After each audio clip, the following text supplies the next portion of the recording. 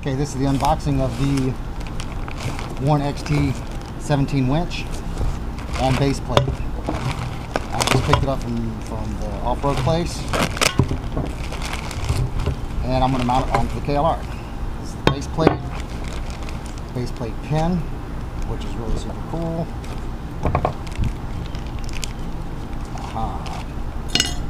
And it looks like the instructions to mount that. Base plate pin, instructions, and the actual winch itself. Figure this out.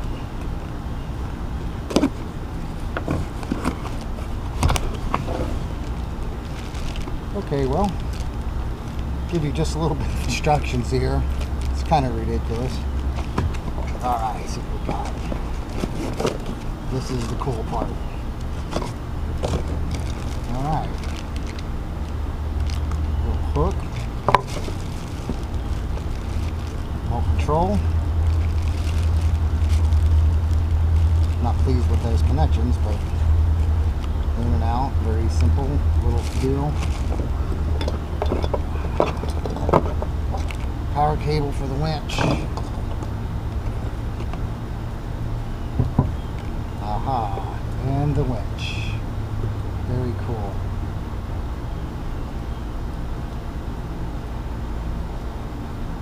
Synthetic rope. Always wanted that on one of my Jeeps. And goes to the battery on the motorcycle. Straps. And no earthly idea. Maybe that goes here, who knows. But there you go. Now we have to mount this on the KLR. That's going to be cool. There's a challenge with this. It's kind of pricey. That's one thing it is. It's kind of pricey, but I think it's going to be worth it. Got to put the power cable on. There's a nice little space right here. I'm thinking about having it dangle down right there. When they put the plastic on, it'll just be sticking down at the bottom just a little bit where you can get to it. Now we got a place for it. It'll fit right there. Now we have to paint it. Okay, we got it painted. We did the dry fit, and we're gonna run it back underneath.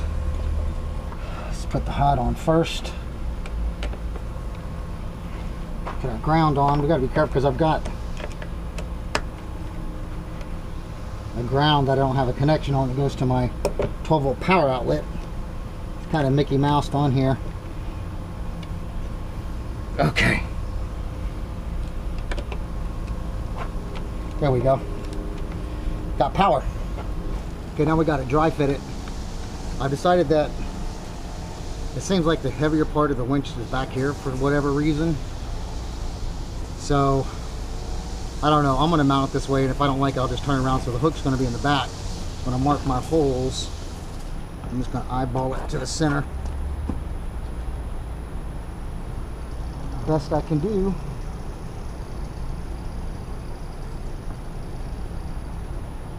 And mark my drill holes.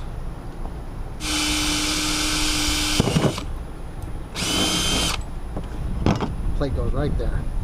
Found these nylon spacers, and they're gonna keep this up the perfect distance, and my screw goes in here, keep this spaced all the way around at the perfect height.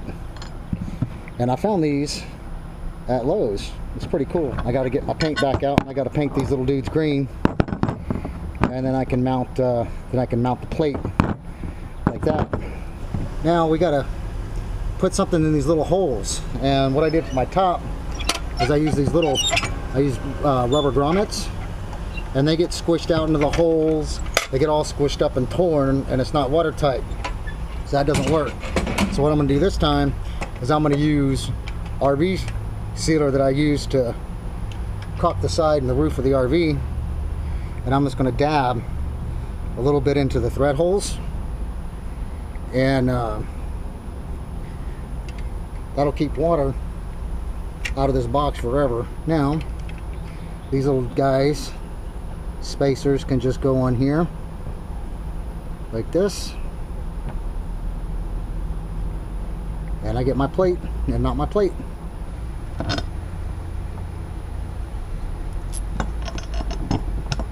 I felt I was going to get some straight bar and put it through straight down here, but when I was at the store I forgot straight bar, so that's going to be fixed later. So I'm just going to put those big round washers on there, kind of disperse the load a little bit.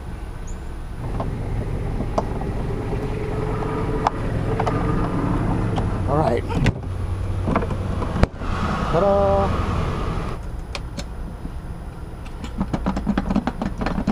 There you go. That's it. And we're gonna hook some power up to it. One thing that I don't like about this is where you plug the hand remote control into, and they're just left like this. It's just Mickey Mouse. I don't know why they do it this way. This is the hand controller, and you see this is, I mean, come on, really? They couldn't put like a three-way plug on it. So what I'm going to do is I'm going to get a waterproof three-way plug. I'm going to cut these, solder it in, seal it properly, and that way I can just plug it in, plug it out, and I don't have to worry about all these, you know, I don't know what's going on with that. This rope sure seems Mickey Mouse. On my Jeep I had a cable, regular rope, not a wire rope, not whatever it's called, a real cable, metal. I've never used one of these before, but it's supposed to be super strong. I didn't read the procedures, but I'm gonna hook up my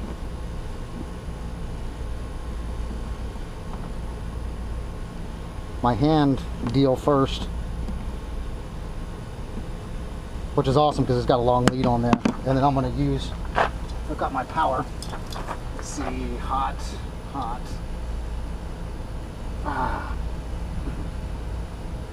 That paint makes it hard. Okay, hook it in here. Hot. Goes down. The one way to do it. All right, let's see. In. Oh yeah, gotta lock it down. Lock. That's the way I'll transport it right there. Free spool, pull it out. Switch it.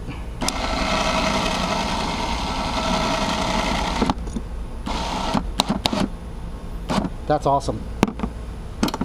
Pin comes out, winch comes off.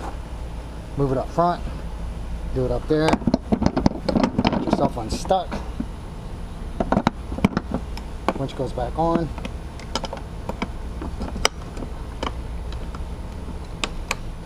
Ta-da! Well, there you go. Before I chose my position on this actual box. This box opens farther than 90, and it goes a little bit farther. So it'll stay open. It's got this cable on here. So I can actually open my box, use my box, do what I need to do if the winch is on or the winch is off, close it back up, and I'm good to go. Want to use it, take it off. Don't have to drive around with this all the time. I can leave it here. You know, if I know I'm going to go someplace, I might get stuck, put it on here.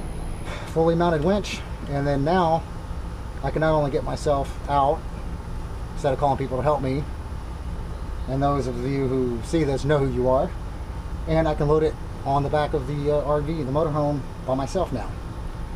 So we just have to figure out how to hook it up to the front somehow without breaking the tree or the forks or whatever that is. And there you go.